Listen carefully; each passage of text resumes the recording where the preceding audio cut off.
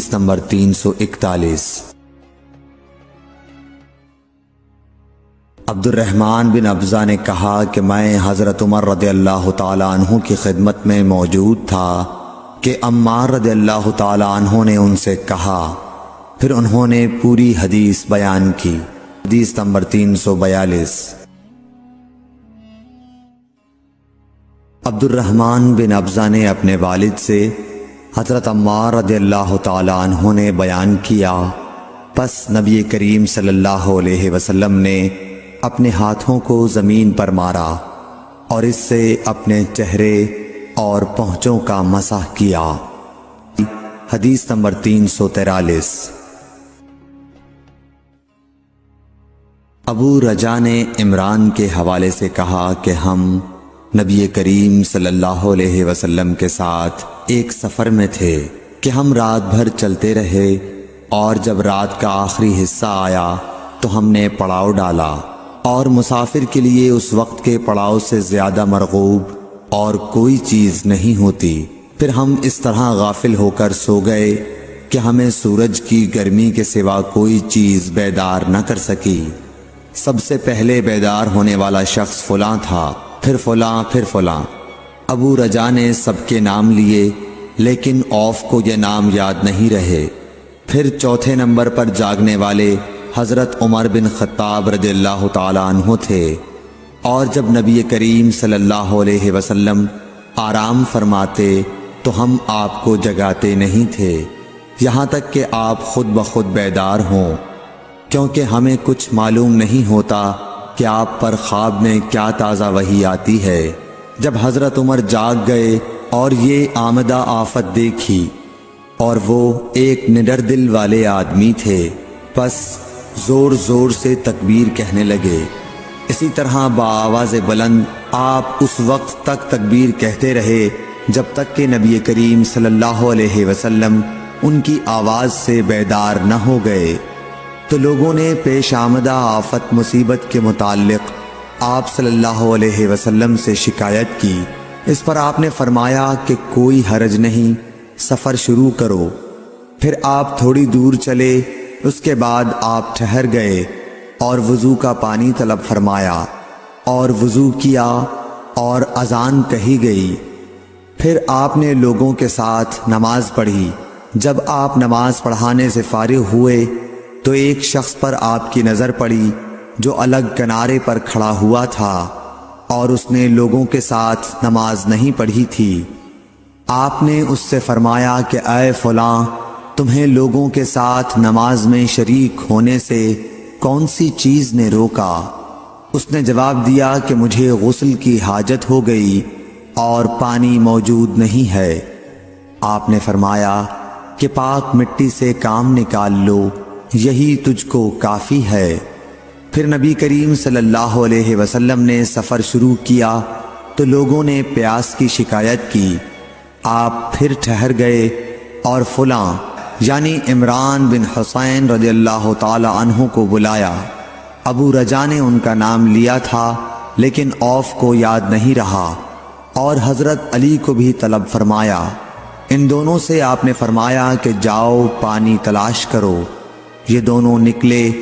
راستے میں ایک عورت ملی جو پانی کی 2 پکھالیں اپنے اونٹ پر لٹکائے ہوئے بیچ میں سوار ہو کر جا رہی تھی۔ انہوں نے اس سے پوچھا کہ پانی کہاں ملتا ہے؟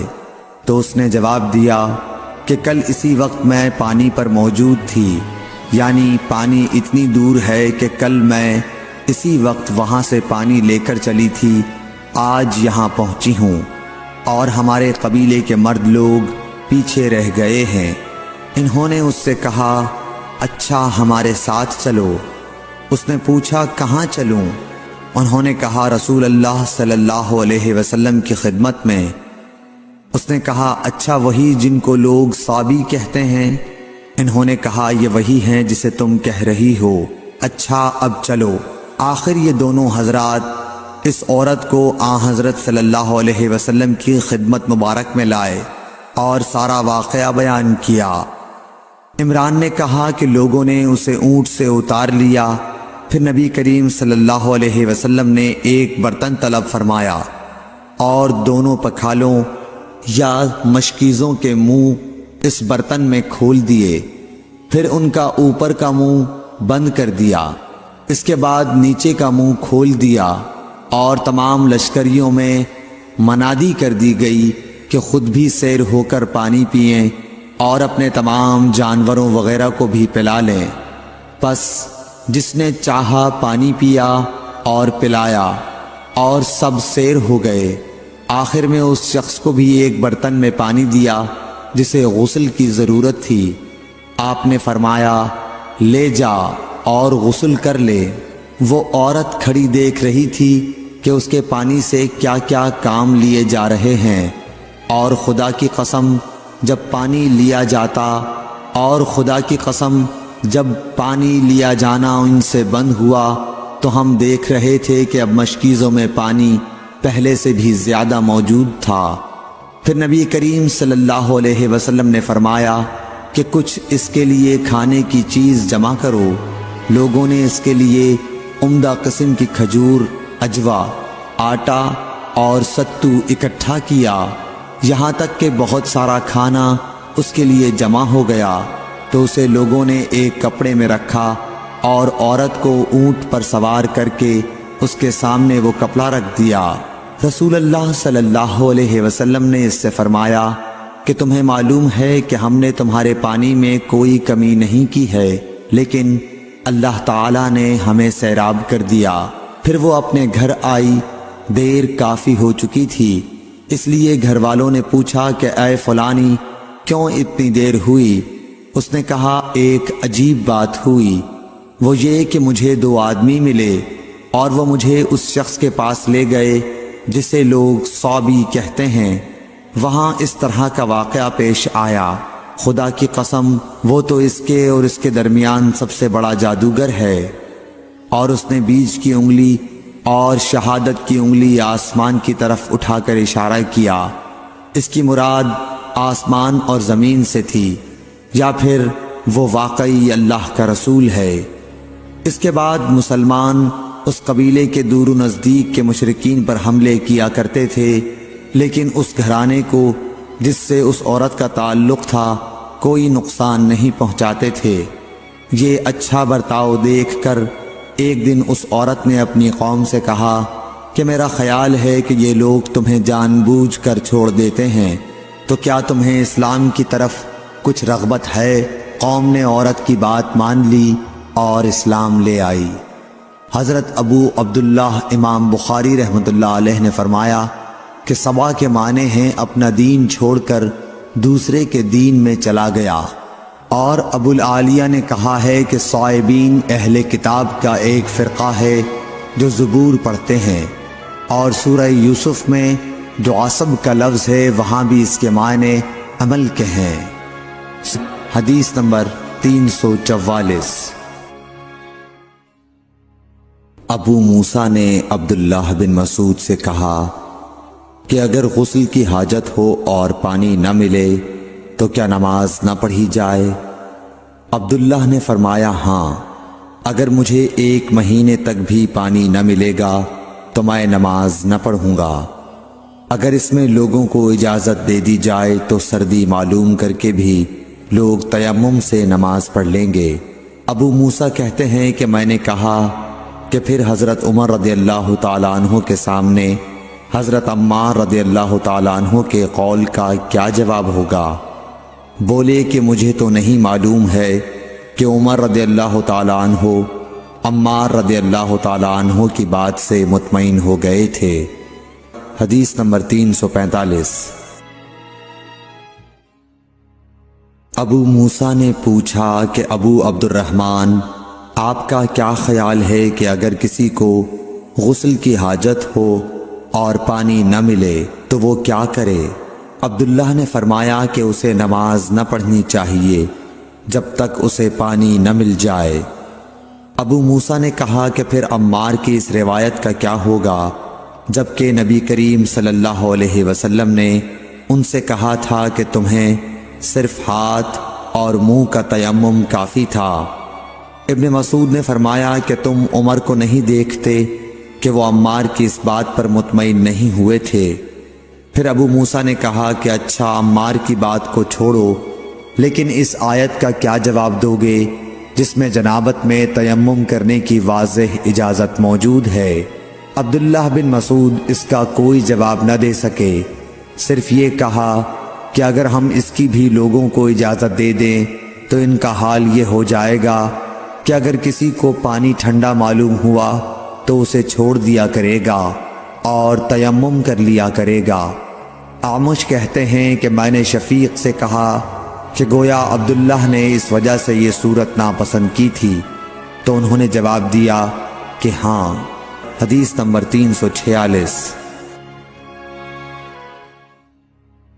حضرت ابو موسیٰ رضی اللہ تعالی عنہ نے حضرت عبداللہ بن مسعود سے کہا کہ اگر ایک شخص کو غسل کی حاجت ہو اور مہینہ بھر پانی نہ پائے تو کیا وہ تیمم کر کے نماز نہ پڑھے؟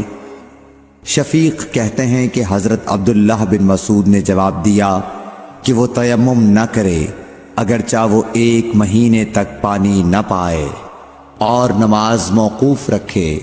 ابو موسیٰ نے اس پر کہا کہ پھر سورہ مائدہ کی اس آیت کا کیا مطلب ہوگا؟ اگر تم پانی نہ پاؤ تو پاک مٹی پر تیمم کر لو۔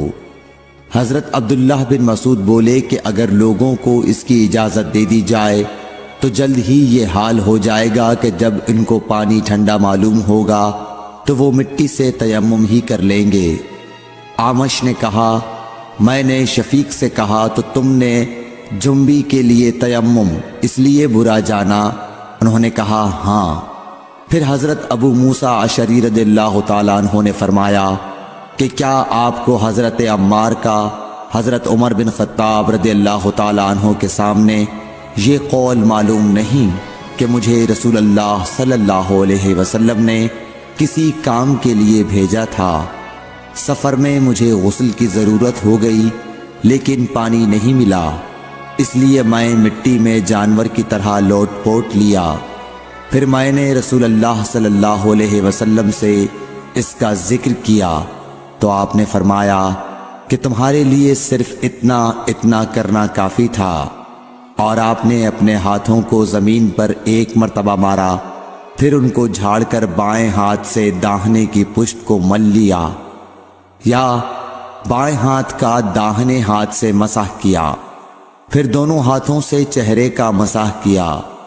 عبداللہ نے اس کا جواب دیا کہ آپ عمر کو نہیں دیکھتے کہ انہوں نے عمار کی بات پر قناعت نہیں کی تھی؟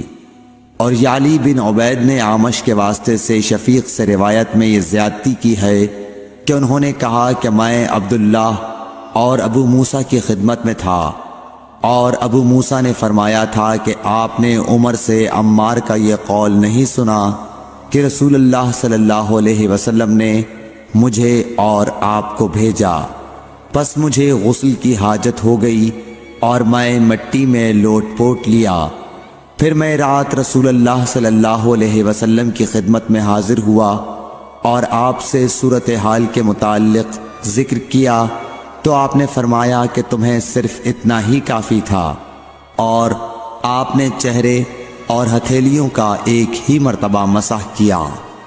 حدیث نمبر 347۔ عمران بن حسین خزائی سے روایت ہے کہ رسول اللہ صلی اللہ علیہ وسلم نے ایک آدمی کو دیکھا کہ الگ کھڑا ہوا ہے اور لوگوں کے ساتھ نماز میں شریک نہیں ہو رہا ہے۔ آپ نے فرمایا کہ اے فلاں، تمہیں لوگوں کے ساتھ نماز پڑھنے سے کس چیز نے روک دیا؟ اس نے عرض کی یا رسول اللہ، مجھے غسل کی ضرورت ہو گئی اور پانی نہیں ہے۔ آپ نے فرمایا پھر تم کو پاک مٹی سے تیمم کرنا ضروری تھا، پس وہ تمہارے لیے کافی ہوتا۔ حدیث نمبر 348۔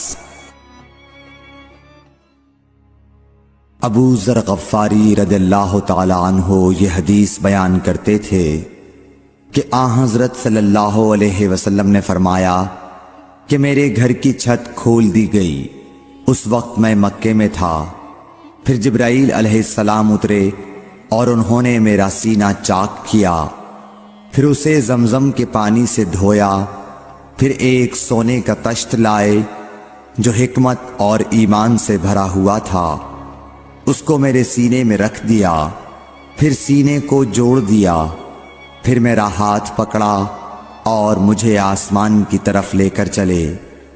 جب میں پہلے آسمان پر پہنچا تو جبرائیل علیہ السلام نے آسمان کے داروغہ سے کہا کھولو۔ اس نے پوچھا آپ کون ہیں؟ جواب دیا کہ جبرائیل۔ پھر انہوں نے پوچھا کیا آپ کے ساتھ کوئی اور بھی ہے؟ جواب دیا ہاں، میرے ساتھ محمد صلی اللہ علیہ وسلم ہیں۔ انہوں نے پوچھا کہ کیا ان کے بلانے کے لیے آپ کو بھیجا گیا تھا؟ کہا جی ہاں۔ پھر جب انہوں نے دروازہ کھولا تو ہم پہلے آسمان پر چڑھ گئے۔ وہاں ہم نے ایک شخص کو بیٹھے ہوئے دیکھا۔ ان کے داہنی طرف کچھ لوگوں کے جھنڈ تھے اور کچھ جھنڈ بائیں طرف تھے۔ جب وہ اپنی داہنی طرف دیکھتے تو مسکراتے اور جب بائیں طرف نظر کرتے تو روتے۔ انہوں نے مجھے دیکھ کر فرمایا آؤ اچھے آئے ہو، صالح نبی اور صالح بیٹے۔ میں نے جبرائیل علیہ السلام سے پوچھا یہ کون ہیں؟ انہوں نے کہا کہ یہ آدم علیہ السلام ہیں، اور ان کے دائیں بائیں جو جھنڈ ہیں یہ ان کے بیٹوں کی روحیں ہیں۔ جو جھنڈ دائیں طرف ہیں وہ جنتی ہیں، اور بائیں طرف کے جھنڈ دوزخی روحیں ہیں۔ اس لیے جب وہ اپنے دائیں طرف دیکھتے ہیں تو خوشی سے مسکراتے ہیں، اور جب بائیں طرف دیکھتے ہیں تو رنج سے روتے ہیں۔ پھر جبرائیل مجھے لے کر دوسرے آسمان تک پہنچے اور اس کے داروغہ سے کہا کہ کھولو۔ اس آسمان کے داروغہ نے بھی پہلے داروغہ کی طرح پوچھا، پھر کھول دیا۔ حضرت انس رضی اللہ تعالی عنہ نے کہا کہ ابو ذر نے ذکر کیا کہ آپ صلی اللہ علیہ وسلم یعنی نبی صلی اللہ علیہ وسلم نے آسمان پر آدم، ادریس، موسیٰ، عیسیٰ اور ابراہیم علیہ السلام کو موجود پایا، اور ابو ذر نے ہر ایک کا ٹھکانہ نہیں بیان کیا، البتہ اتنا بیان کیا کہ حضور صلی اللہ علیہ وسلم نے حضرت آدم کو پہلے آسمان پر پایا اور حضرت ابراہیم کو چھٹے آسمان پر۔ انس نے بیان کیا کہ جب جبرائیل علیہ السلام نبی کریم صلی اللہ علیہ وسلم کے ساتھ ادریس علیہ السلام پر گزرے تو انہوں نے فرمایا کہ آؤ اچھے آئے ہو، صالح نبی اور صالح بھائی۔ میں نے پوچھا یہ کون ہیں؟ جواب دیا کہ یہ ادریس علیہ السلام۔ پھر موسیٰ علیہ السلام تک پہنچا۔ انہوں نے فرمایا آؤ اچھے آئے ہو، صالح نبی اور صالح بھائی۔ میں نے پوچھا یہ کون ہیں؟ جبرائیل نے بتایا کہ یہ موسیٰ ہیں۔ پھر میں عیسیٰ علیہ السلام تک پہنچا۔ انہوں نے کہا آؤ اچھے آئے ہو، صالح نبی اور صالح بھائی۔ میں نے پوچھا یہ کون ہیں؟ جبرائیل علیہ السلام نے بتایا کہ یہ عیسیٰ ہیں۔ پھر میں ابراہیم علیہ السلام تک پہنچا۔ انہوں نے فرمایا آؤ اچھے آئے ہو، صالح نبی اور صالح بیٹے۔ میں نے پوچھا یہ کون ہیں؟ جبرائیل علیہ السلام نے بتایا کہ یہ حضرت ابراہیم علیہ السلام ہیں۔ ابن شہاب نے کہا کہ مجھے ابو بکر بن حزم نے خبر دی کہ عبداللہ بن عباس اور ابو حبا الانصاری رضی اللہ عنہم کہا کرتے تھے کہ نبی کریم صلی اللہ علیہ وسلم نے فرمایا، پھر مجھے جبرائیل لے کر چڑھے۔ اب میں اس بلند مقام تک پہنچ گیا جہاں میں نے قلم کی آواز سنی جو لکھنے والے فرشتوں کے قلموں کی آواز تھی۔ ابن حزم نے اپنے شیخ سے اور انس بن مالک نے ابو ذر سے نقل کیا کہ نبی کریم صلی اللہ علیہ وسلم نے فرمایا، پس اللہ تعالیٰ نے میری امت پر 50 وقت کی نمازیں فرض کیں۔ میں یہ حکم لے کر واپس لوٹا۔ جب موسیٰ علیہ السلام تک پہنچا تو انہوں نے پوچھا کہ آپ کی امت پر اللہ نے کیا فرض کیا ہے؟ میں نے کہا کہ 50 وقت کی نمازیں فرض کی ہیں۔ انہوں نے فرمایا آپ واپس اپنے رب کی بارگاہ میں جائیے، کیونکہ آپ کی امت اتنی نمازوں کو ادا کرنے کی طاقت نہیں رکھتی ہے۔ میں واپس بارگاہ رب العزت میں گیا تو اللہ نے اس میں سے ایک حصہ کم کر دیا۔ پھر موسیٰ علیہ السلام کے پاس آیا اور کہا کہ ایک حصہ کم کر دیا گیا ہے۔ انہوں نے کہا کہ دوبارہ جائیے، کیونکہ آپ کی امت میں اس کی برداشت کی بھی طاقت نہیں ہے۔ پھر میں بارگاہ رب العزت میں حاضر ہوا، پھر ایک حصہ کم ہوا۔ جب موسیٰ کے پاس پہنچا تو انہوں نے فرمایا کہ اپنے رب کی بارگاہ میں پھر جائیے، کیونکہ آپ کی امت اس کو بھی برداشت نہ کر سکے گی۔ پھر میں بار بار آیا گیا، پس اللہ تعالیٰ نے فرمایا کہ یہ نمازیں عمل میں 5 ہیں اور ثواب میں 50 کے برابر ہیں، میری بات بدلی نہیں جاتی۔ اب میں موسیٰ کے پاس آیا تو انہوں نے پھر کہا کہ اپنے رب کے پاس جاؤ، لیکن میں نے کہا کہ مجھے اپنے رب سے شرم آتی ہے۔ پھر جبرائیل مجھے سدرۃ المنتہا تک لے گئے، جسے کئی طرح کے رنگوں نے ڈھانک رکھا تھا، جن کے متعلق مجھے معلوم نہیں ہوا کہ وہ کیا ہیں۔ اب کے بعد مجھے جنت میں لے جایا گیا۔ میں نے دیکھا کہ اس میں موتیوں کے ہار ہیں اور اس کی مٹی مشک کی ہے۔ حدیث نمبر 349۔ حضرت عائشہ صدیقہ رضی اللہ تعالیٰ عنہ نے فرمایا کہ اللہ تعالیٰ نے پہلے نماز میں 2 رکعت فرض کی تھی، سفر میں بھی اور اقامت کی حالت میں بھی۔ پھر سفر کی نماز تو اپنی اصلی حالت پر باقی رکھی گئی اور حالت اقامت کی نمازوں میں زیادتی کر دی گئی۔ حدیث نمبر 350۔ بسم اللہ الرحمن الرحیم۔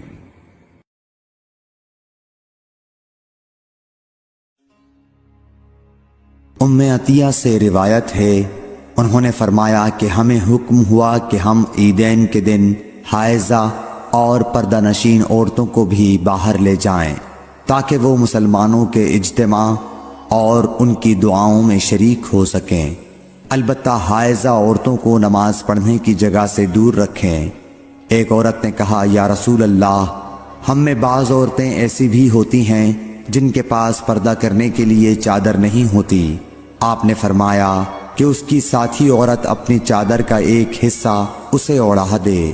اور عبداللہ بن رجاء نے کہا، ہم سے عمران قطان نے بیان کیا، کہا ہم سے محمد بن سیرین نے، کہا ہم سے ام عطیہ نے، میں نے حضرت صلی اللہ علیہ وسلم سے سنا اور یہی حدیث بیان کی۔